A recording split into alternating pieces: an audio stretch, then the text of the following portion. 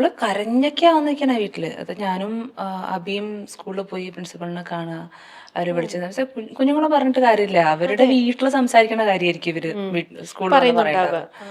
അപ്പൊ അങ്ങനെ അതൊക്കെയായി. പിന്നെ മോള് വന്ന് സംസാരിച്ചപ്പോ മോൾക്ക് എഗെയിൻസ്റ്റ് ആയി സൈബർ ബുള്ളിങ്.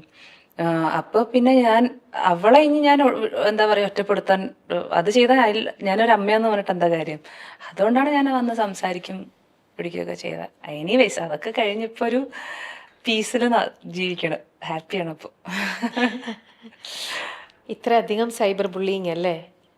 കുറച്ച് കുറച്ച് അത്യാവശ്യം നമ്മൾ അത്യാവശ്യം ഭയങ്കരമായിട്ട് കേട്ടിട്ടുണ്ട്, ഒരാവശ്യമില്ലാണ്ട്.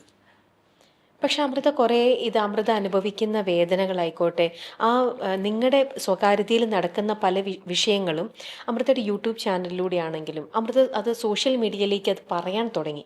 അത് എന്തുകൊണ്ടാണ് അങ്ങനത്തെ സ്വകാര്യ കാര്യങ്ങളൊക്കെ പബ്ലിക്കിലേക്ക് പറയണമെന്ന് അമൃതയ്ക്ക് തോന്നിയത് എന്തുകൊണ്ടായിരിക്കാം? ചേച്ചി, എനിക്കിങ്ങനെ ഒരു ഫേക്ക് മുഖം മൂടി വെച്ചിട്ട് ലൈക്ക് ഞങ്ങളിങ്ങനെയാണ്.